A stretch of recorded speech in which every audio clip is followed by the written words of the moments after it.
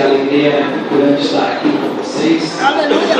Conhecendo pela primeira vez aqui a igreja da Ituba, São Carlos. Eu tinha tirado esse domingo de manhã para poder descansar. Aleluia! Mas o pastor Carlos já há alguns meses ele vai contar, eu disse, não dá. A gente vai dar um jeito. Eu cheguei essa semana da África, com um trabalho muito corrido. E cheguei ontem no Nordeste. Eu cheguei, já fui lá antes de ontem, preguei 6 horas. 6 horas de ministração. E eu fiquei das 4 da manhã de antes de ontem até ontem, às 11 horas da noite, acordado. De Deuteronômio, o 5º livro da Bíblia. E eu quero pensar com vocês um pouco em um versículo muito esquisito. Em um versículo assim. Interessante, porque o capítulo 32 de Deuteronômio é um cântico que Moisés está fazendo. Eu não sei quantos de vocês sabem que Moisés foi legislador, libertador, foi príncipe, ele foi um monte de coisas, mas Moisés também era cantor.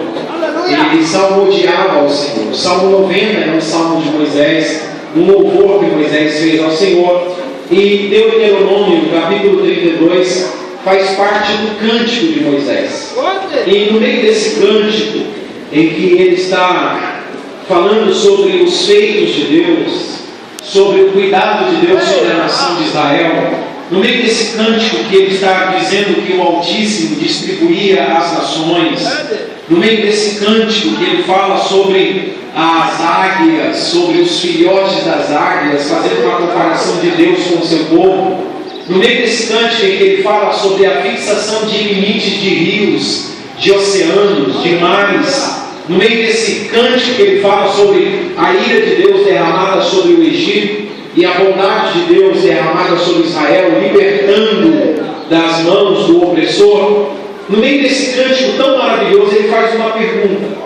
E a pergunta é essa do versículo 30, capítulo 32 e versículo de número 30, no meio desse louvor tão maravilhoso, ele faz essa pergunta. E a pergunta de Moisés é a seguinte: como pode um homem ou um só perseguir 1000 e 2 fazer fugir 10.000? Se a sua rocha não lhes venderá e o Senhor não nos entregar? Interessante essa pergunta no meio desse cântico. Como é que pode uma pessoa perseguir 1000 pessoas e 2 fazer com que 10.000 possam ser derrotados? Eu acho isso muito interessante, porque a proporção, a diferença, ela é imensa. No meio do cântico de Moisés, ele está dizendo, e eu quero... Você pode vir aqui, querido? Isso, o senhor vem aqui, por favor. Eu vou usá-lo como exemplo aqui. O senhor pode ficar voltado para lá, de costa para lá. Isso. Vamos supor que ele é um guerreiro, e a linguagem que Moisés está falando é uma linguagem de guerra, é uma linguagem de perseguição, é uma linguagem de batalha, é uma linguagem de peleja. Moisés, nesse cântico, está dizendo que o nosso amado guerreiro de Deus, pastor, ele está numa guerra, ele está lutando nessa guerra. E Moisés diz que ele sozinho, mas como você está com a espada na mão, aí, pastor, está lutando, está guerreando. Moisés diz que ele sozinho, se 1000 pessoas vierem contra ele pode vencer 1000 pessoas. Ele é um soldado tão valoroso que ele pode colocar para correr 1000 pessoas. Só que no meio de uma peleja, enquanto ele está lutando, está fazendo muito bem aqui, parece esgrima, né? Ele está lutando ou está regendo o coral.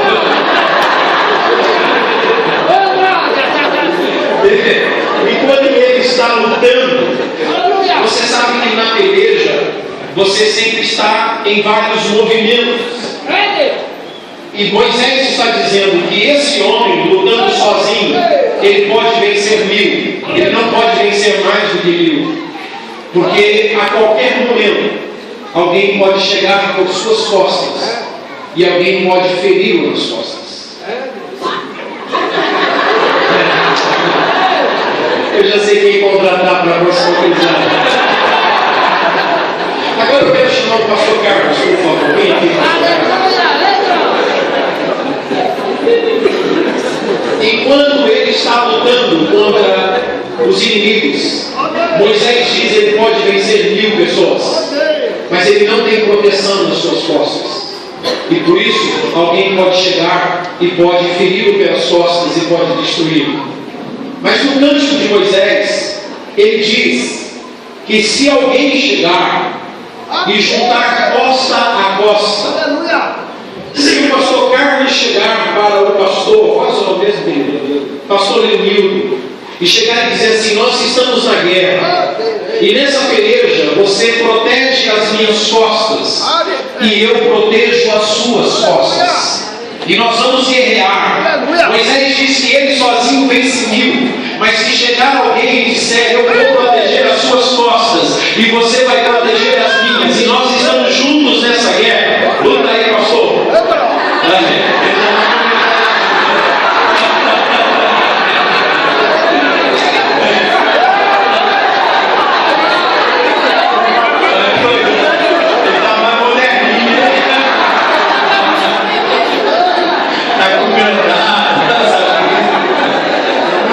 O outro já é mais campezinho, né? Então eu quero que você tenha essa revelação de Deus para você nesta manhã. Você sozinho pode ter muita vitória na sua vida, mas vai chegar um momento em que você vai fracassar, porque você não tem proteção nas suas costas. Mas se você tiver um guarda-costas e você for o guarda-costa de alguém, um só vence 1000, mas os dois juntos podem fazer cair 10.000. A vitória será infinitamente maior. Moisés está fazendo essa pergunta nesse cântico: um pode vencer 1000, mas dois podem fazer fugir 10.000. Pode sentar, vamos aplaudir Jesus pela vida.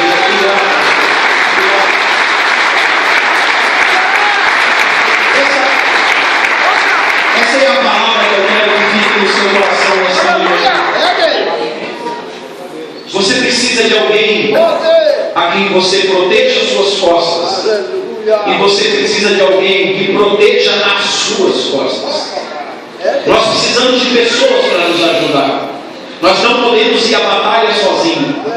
Nós podemos fazer muita coisa sozinhos, mas com alguém do nosso lado, nós podemos fazer infinitamente mais. Nós podemos fazer 10 vezes mais. Você pode dizer isso para a pessoa que está do seu lado? Você não pode ir muito longe sozinho, mas com alguém do seu lado, você pode ir muito longe.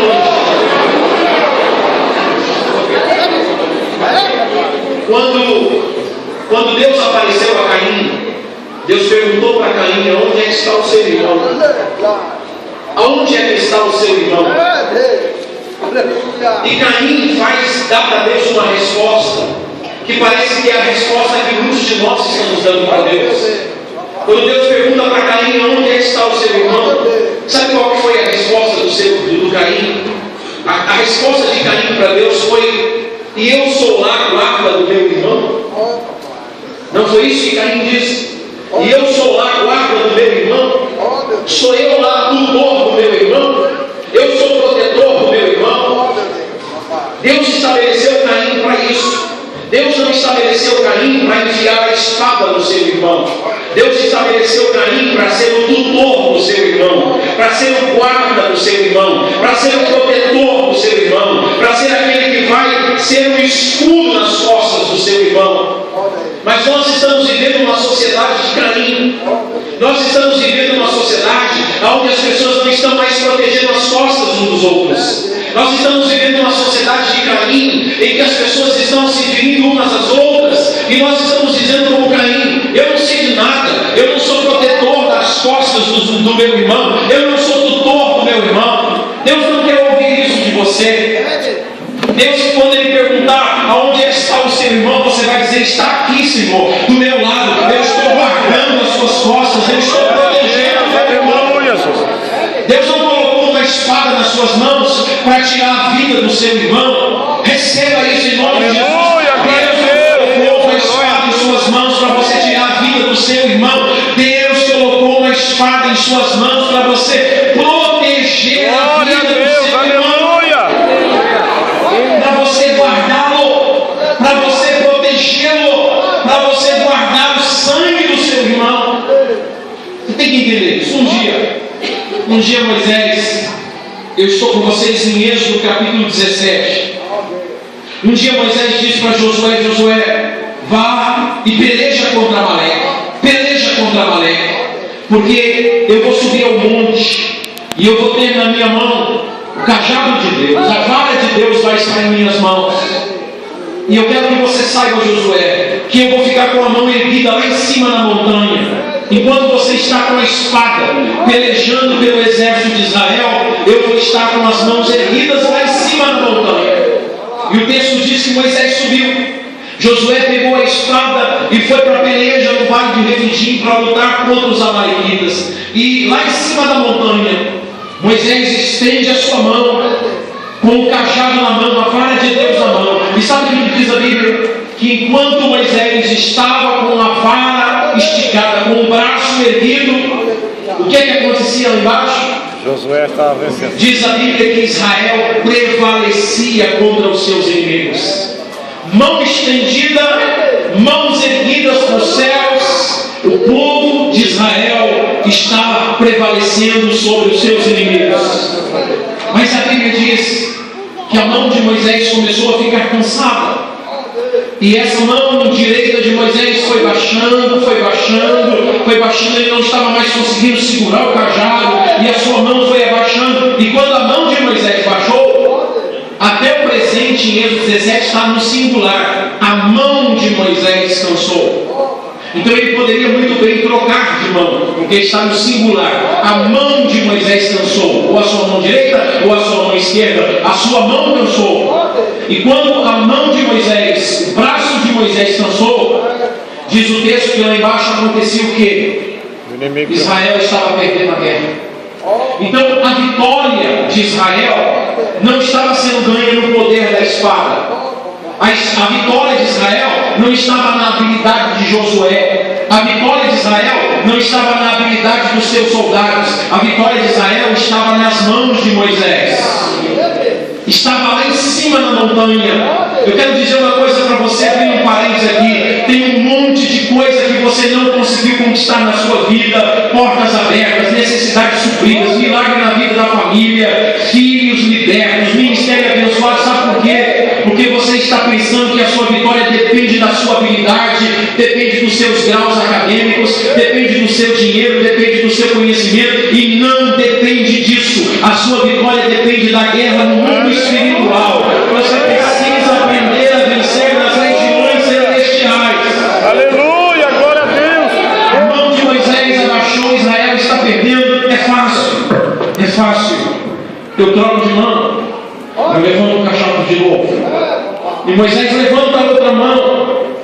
E o texto diz que enquanto ele estava com a mão erguida, o texto fala que Israel prevalece. Mas a sua outra mão começa a ficar cansada também. Ele não consegue ficar por muito tempo com as mãos erguidas. E se dependesse da força de Moisés, Israel ia ser derrotado naquele dia. Mas sabe o que aconteceu em Êxodo 17? Que quando Moisés subiu ao monte, ele não subiu ao monte sozinho. Glória a Deus, aleluia. Moisés não foi para aquela guerra espiritual sozinho. A Bíblia diz que Arão e Ur subiram juntamente com Moisés para aquela montanha. Você sozinho pode ter algumas vitórias na sua vida. Vai chegar um momento em que você vai cansar. Você sozinho pode ser muito bom, mas vai chegar um momento em que suas limitações vão aparecer. Você sozinho pode fazer muita coisa, mas vai chegar um momento em que você vai perceber que as suas forças não são mais suficientes. Por isso você não pode nunca ir sozinho. Por isso você nunca pode confiar apenas na sua capacidade. Você tem que se cercar de amigos. Você tem que se cercar de homens e de mulheres de Deus, para que quando as suas mãos ficarem fracas, chegue o Arão e chegue o Ur na sua vida. O Arão e o Ur chegaram para Moisés Ô pastor Carlos, eu vou precisar do senhor de novo na cadeira. Traz a cadeira, por favor. Eu vou precisar do Senhor de novo. O Senhor vai representar Moisés aqui agora. Fique em pé aqui na frente com o cajado na sua mão. Moisés está com o cajado erguido. Israel está prevalecendo. Mas de repente, os braços de Moisés começaram a fraquejar. Israel estava perecendo. Mas dois homens, Arão e Ur, o sacerdote e um homem que ninguém sabe qual era a sua função. Mas pelo menos naquele momento, ele era um ajudador de Moisés. O Arão e o Ur chegaram e disseram: Moisés, se depende de nós, no momento de cansaço da sua vida, nós vamos ser uma fortaleza para você. Aleluia! Glória a Deus, aleluia! Nós vamos sustentar as tuas mãos erguidas até que todo Amaleque seja derrotado e até que Israel prevaleça sobre os últimos dos seus inimigos. Aleluia! Glória a Deus! Isso é extraordinário. Só que o texto diz que sustentaram as mãos de Moisés erguidas. Está no plural agora. Ou seja, o Arão está em uma mão e o Ur está na outra mão. Aleluia. Eu quero dizer uma coisa para você, pastor Carlos. Deus te colocou nesse lugar para fazer coisas extraordinárias. Eu fiquei muito feliz em ver o Senhor apresentando esses obreiros, porque sozinho o Senhor pode fazer muita coisa, mas se o Senhor estiver cercado de homens de Deus, muito mais vai ser feito. O reino de Deus vai prevalecer, porque homens sustentarão as suas mãos erguidas. Glória a Deus, aleluia! Mas esses homens sustentaram as mãos de Moisés. Mas diz o texto que a peleja se tornou renhida. E as mãos de Moisés estavam firmes, porque dois homens sustentavam. Mas e as pernas de Moisés? E o corpo de Moisés? Ele não ia aguentar por muito tempo. Nesse momento, o Arão viu uma pedra enorme lá e disse: eu já sei, a gente sustenta as mãos, mas as pernas de Moisés estão fracas. Vamos fazer o seguinte: vamos arrastar essa pedra aqui e vamos fazer o seguinte. Moisés, senta, Moisés, você precisa descansar, mas os seus braços não podem permanecer abaixados. Nós vamos sustentar as suas mãos erguidas. Nós temos uma pedra chamada Jesus de Nazaré. Ele é o nosso apoio, ele é o nosso fundamento, ele é o nosso alicerce. Nele nós podemos descansar. Agora, as nossas mãos erguidas, nós precisamos de amigos para sustentá-las. Olha a pessoa que está do seu lado e diz assim: eu preciso de você. Pode voltar para o seu lugar. Sabe o que diz o texto em Êxodo capítulo 17? O texto diz assim: foi levantada uma bandeira chamada Jeová Nissi. O Senhor é a nossa vitória. Aleluia. E o texto diz assim no original: porque mãos foram erguidas para o trono de Deus. Mãos foram erguidas para o trono de Deus. Enquanto as mãos de Moisés estavam estendidas, elas estavam tocando no trono de Deus. E quando as mãos de Moisés tocavam no trono de Deus, a vitória era liberada sobre o povo de Israel. Tem um outro episódio na Bíblia. Eu estou com vocês em 1 Samuel capítulo 18, versículo 1, 2, 3, 4, versículo 1 ao 5.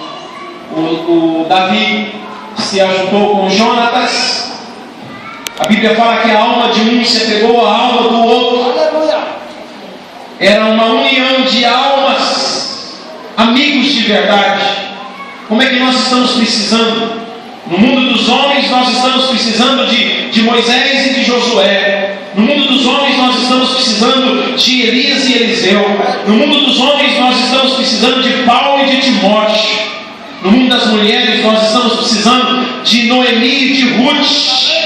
Nós estamos precisando dessas mulheres que se tornem amigas, que, como diz Ruth para Noemi, a minha alma se apegou a ti e nada vai me separar de ti. Assim como Davi disse para Jonatas, a nossa alma está apegada, nós somos amigos de verdade. Como nós estamos precisando de gente assim na igreja hoje. Verdade, eu preciso de gente que venha e dar um tapinha nas minhas costas. Eu preciso de gente que seja meu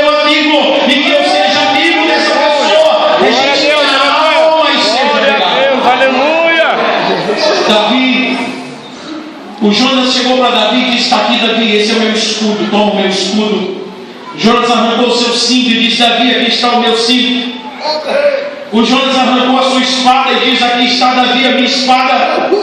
O Jonas arrancou o seu arco e diz: aqui está, Davi, o meu arco. O Jonas arrancou a sua capa e diz: aqui está, Davi, a minha capa. E assim diz o texto: Jonas passou a sua armadura para Davi, e ali ambos fizeram uma aliança de amizade diante do Senhor. O que é isso? O Jonas passando toda a sua armadura para Davi e fazendo uma aliança. O que Jonas está dizendo para Davi?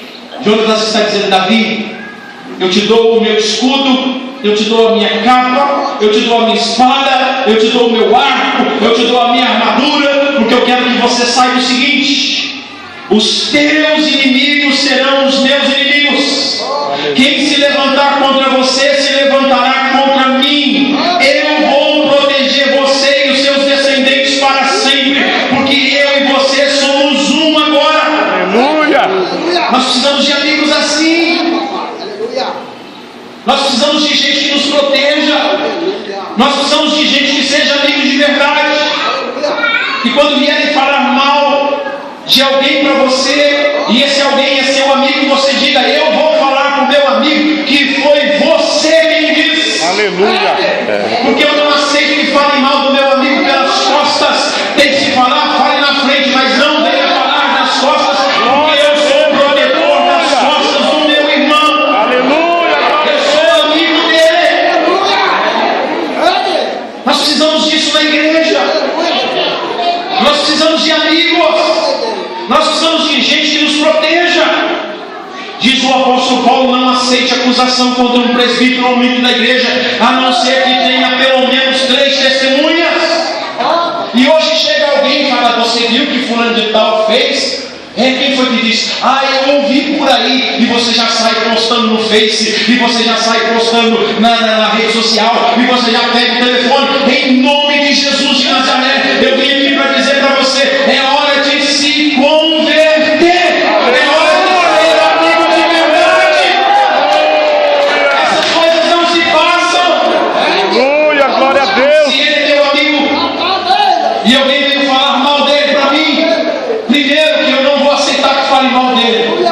E segundo, eu vou procurá-lo pessoalmente antes de passar qualquer informação para alguém. Eu vou chegar para ele e vou dizer: você é meu amigo, e eu escutei falando isso. É verdade? Isso é ser amigo. Do contrário, é ser covarde, é ser Caim. Amigo é aquele que vai buscar informação na fonte. Eu quero saber o que aconteceu, eu sou o seu amigo. Inimigos são aqueles que começam a passar informações sem saber de verdade o que aconteceu.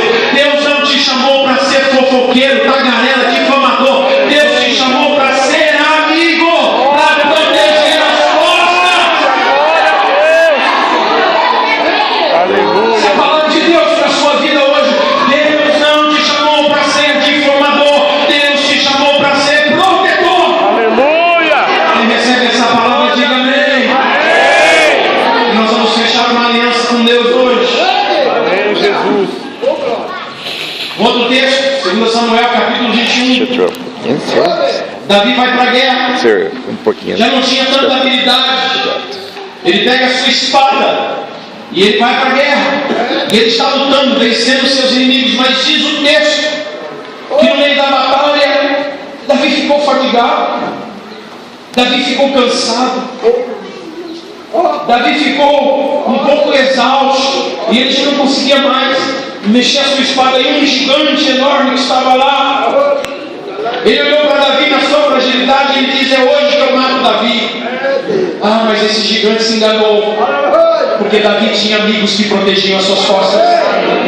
Quando esse gigante se levantou e foi para matar Davi, diz a Bíblia que Benaia, ele se levantou em defesa de Davi, tirou a arma daquele gigante e matou o gigante. Aleluia!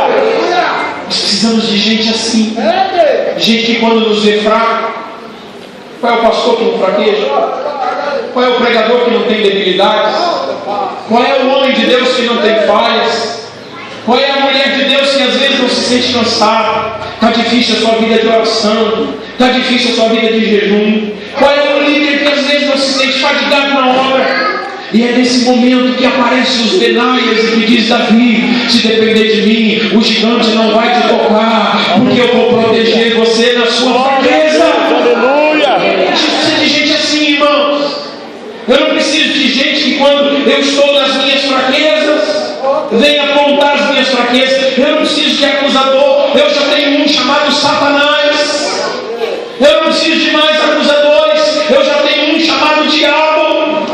Eu não preciso mais de acusadores das minhas fraquezas. Graças a Deus que Ele enviou o Espírito Santo que intercede por mim nas minhas fraquezas, que me ajuda nas minhas fraquezas. Mas graças a Deus que Ele levantou homens e mulheres. As pessoas nem imaginam como que é a minha vida. Esses dias eu estava num campo de refugiados, em um país que todo mundo está com medo de ir lá por causa do ebola, guerra para todo lado, escoltado por exército no meio de refugiados de guerra tuaregues. Só Deus sabe, pregando uma cruzada ao ar livre em um país muçulmano, e as pessoas com medo. Só Deus sabe da minha fragilidade, mas de repente uma força poderosa toma conta de mim, porque eu sei que eu tenho amigos que estão assim. Edson, eu oro por você todos os dias, eu intercedo por você todos os dias. Eu sei que tem gente orando por mim, por isso eu sinto essa força. Não é porque eu sou bom, não é porque eu passei aquele dia todo jejuando e orando. Às vezes eu não tive nem tempo de jejuar, e às vezes eu não tive nem tempo de ficar meia hora em oração, mas a força de Deus vem sobre mim, porque tem gente que diz: Edson, eu sou o teu protetor. Ah, como é bom quando eu encontro aqueles senhorzinhos, aquelas senhoras que chegam perto de mim e dizem: meu filho, eu oro todas as madrugadas por você.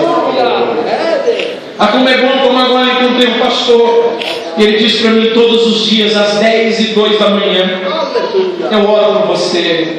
Eu falei: por quê? Ele falou: eu aprendi com você que 10:02 é Lucas 10:2, orar é o Senhor da Seara. Eu coloquei o meu relógio para todos os dias às 10h02 da manhã, e às 10h02 da noite, quando o meu relógio desperta, eu levanto um clamor e digo: Senhor, abençoe o Edson Teixeira onde quer que ele esteja. Eu sei que tem gente orando por mim. Eu sei que tem um proteger o outro e da bênção do reino de Deus. Como que o reino de Deus cresce, como que o reino de Deus avança quando nós temos alguém que chega perto da gente e diz: olha, se depender de mim, eu vou proteger você, eu sou seu amigo e quero que você seja meu amigo. Eu não sei se você tem amigos de aliança assim. Eu não sei, mas eu tenho. Eu tenho amigos de aliança que, como esse Benaia, ele pode ver a minha fraqueza sem eu me sentir envergonhado.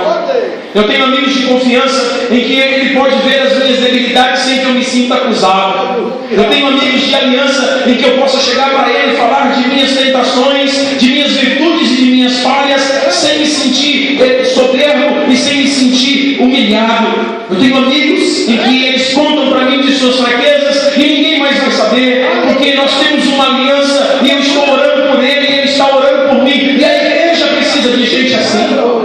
Nós precisamos estabelecer essas alianças. Aleluia. Jovens que sejam amigos, moças que sejam amigas, obreiros que sejam amigos, irmãs, senhoras que tenham amigas, porque se eu tenho alguém que protege as minhas costas, a vitória vai ser 10 vezes maior. Aleluia, glória a Deus. Deuteronômio 32, versículo 30. A vitória vai ser 10 vezes maior. Você pode dizer isso para o seu irmão, e se você tiver um amigo, a vitória vai ser 10 vezes maior. Aleluia. 10 vezes maior. Amém. Eu preciso do Senhor mais uma vez, por favor. Só para eu terminar. Nós conhecemos, cuidado, pastor, por favor. Nós conhecemos Efésios capítulo 6. Eu estou usando aqui para vocês um exemplo do Novo Testamento. Vocês sabem que Eclesiastes 4 fala que é melhor ser dois do que ser um. Vocês sabem que Jesus sempre mandou de 2 em 2. Vocês sabem disso. No capítulo 6 de Efésios, Paulo está falando de uma guerra. É a mesma linguagem de Deuteronômio. Ele diz no versículo 10: no demais, irmãos meus, sede fortalecidos no Senhor e na força do seu poder. No versículo 11 ele diz: revestidos de toda a armadura de Deus, para que possais resistir às astutas ciladas do diabo. No versículo 12 ele diz: porque a nossa luta não é contra a carne nem contra o sangue, mas sim contra principados e potestades, contra hostes que vivem nas regiões da maldade, contra governadores desse mundo tenebroso. No versículo 13 ele diz: revestidos de toda a armadura de Deus, para que possais suportar no dia mau e, havendo feito tudo, permanecer firmes. Ele diz: calçai a sandália do Evangelho da paz. Ele diz: tome a couraça da justiça e o cinto da verdade. Ele diz: embraçai o escudo da fé, com o qual você poderá apagar todos os dardos inflamados do maligno, e tome a espada do Espírito, que é a palavra de Deus. Aleluia. Paulo está falando do soldado que está indo para a guerra. Isso é para nós, para a igreja. Efésios capítulo 6 está falando para mim e para você que nós estamos numa guerra. O versículo 11 fala de ciladas que o inimigo marca, faz pelo caminho. Ciladas são armadilhas, coisas que você não espera, e que o inimigo está na emboscada preparando uma armadilha para você. No versículo de número 13 fala de dia mau, revestidos de toda a armadura de Deus, para que possais suportar no dia mau. Então vai ter um dia em que o diabo vai reunir toda a sua força, toda a sua inteligência, e ele vai se concentrar para querer derrubar você. É o dia mau, é o dia em que as forças do inferno vão se levantar contra você. E no versículo de número 16 ele fala: tome o escudo da fé, com o qual você vai poder apagar os dardos inflamados do maligno. Então nós temos ciladas do maligno, nós temos o dia mau, e nós temos as setas, os dardos inflamados de Satanás, que vem contra esse guerreiro, que se levanta contra esse guerreiro, que quer destruir esse guerreiro. E você vai perceber que em toda essa armadura que Paulo diz em Efésios capítulo 6, não existe nenhuma parte dessa armadura que protege as costas do meu soldado. Toda a parte da armadura só protege a frente dele. Ele não tem proteção nas costas. Por que Paulo não usou na armadura a expressão de uma proteção para as costas? Por que nessa armadura só existe proteção para frente? Porque a partir do versículo 18, Paulo está contando com amigos. Paulo está dizendo: orando por nós em todo o tempo, com toda a qualidade de orações, com todos os tipos de oração. É a intercessão. Paulo está dizendo: você está revestido de toda a armadura de Deus, mas as suas costas estão desprotegidas. Por isso eu providenciei um amigo que vai ser o seu intercessor, e vocês juntos vão vencer essa batalha, para que o nome de Deus seja glorificado na vida de vocês. Glória a Deus. Não se engane, por maior que seja a sua habilidade em guerrear, você não tem uma parte da armadura que proteja as suas costas, a não ser um amigo. A não ser que você tenha um amigo, e esse amigo chegue junto com você e diga: proteja as minhas costas, nós estamos em guerra, nós lutamos contra o mesmo inimigo, o diabo, Satanás e suas potestades, e ele quer nos destruir, mas juntos nós somos mais do que vencedores no reino daquele. Quem recebe essa palavra, diga amém. Eu quero convidar você a ficar em pé nesse momento em nome de Jesus. Obrigado. Essa é uma palavra rápida. Muito obrigado. Essa é uma palavra objetiva, mas essa é uma palavra que eu acredito que pode transformar as nossas vidas para sempre. Eu quero convidar você nesse momento, para diante de Deus, em primeiro lugar, pedir perdão para Deus. Diga: Deus, eu quero te pedir perdão, Senhor, porque eu não tenho sido amigo. Eu não tenho sido amigo de muitas pessoas. Eu tenho machucado as costas de muitas pessoas e não protegido. Eu tenho falado coisas que não são verdade, são apenas boatos. E eu tenho passado para frente. Me perdoa, Senhor. Eu tenho ajudado a machucar líderes, porque houve um disse-me-disse, e eu tenho passado para frente essas informações. Me perdoa, Deus. Peça perdão para Deus hoje. Peça perdão para Deus pelas palavras que você tem falado. Em Jeremias 18 diz o texto: vinde e ferimos-lo com as nossas palavras. Você fere, você pode matar alguém com as suas palavras, você pode machucar alguém com as suas palavras. E o apóstolo Paulo diz que a nossa palavra deve ser temperada com sal, para que ela ministre graça e edifique aqueles que estão nos ouvindo. Peça para Deus tornar a sua língua uma arma de proteção, uma arma de proteção e não uma arma de acusação e de destruição. Peça para o Senhor hoje, nesta manhã, isso. Essa é a primeira coisa que eu gostaria que você orasse. Limpa os meus lábios, Senhor.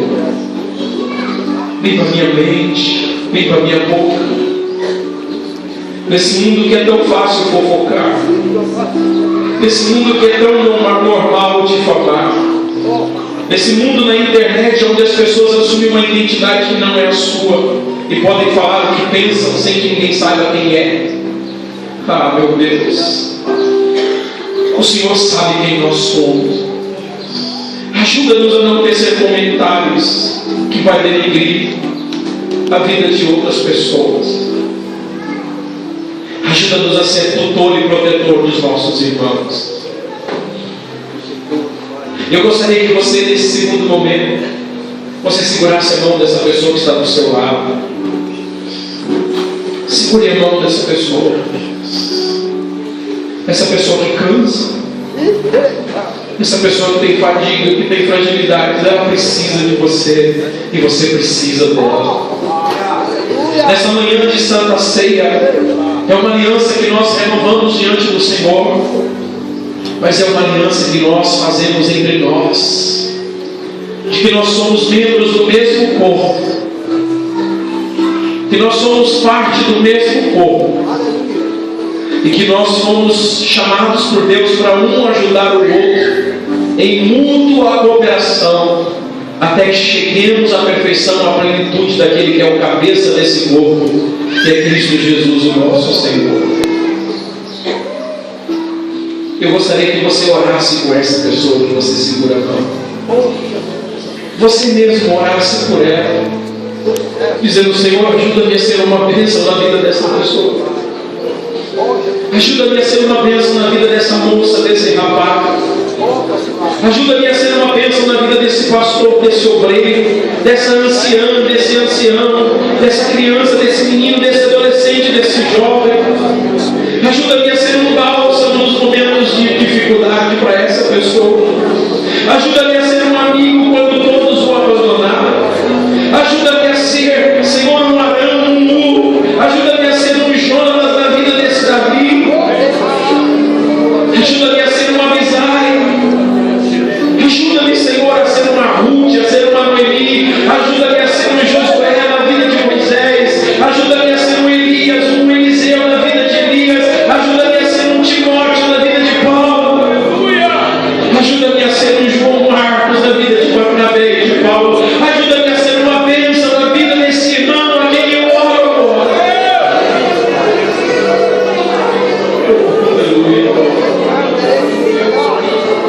Ajuda-me, Senhor.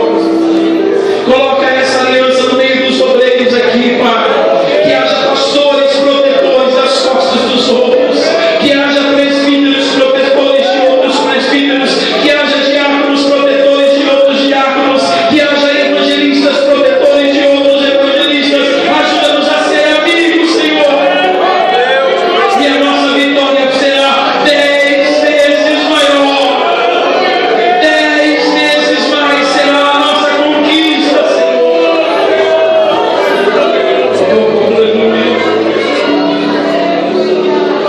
Oh, Espírito Santo, faz isso, Senhor.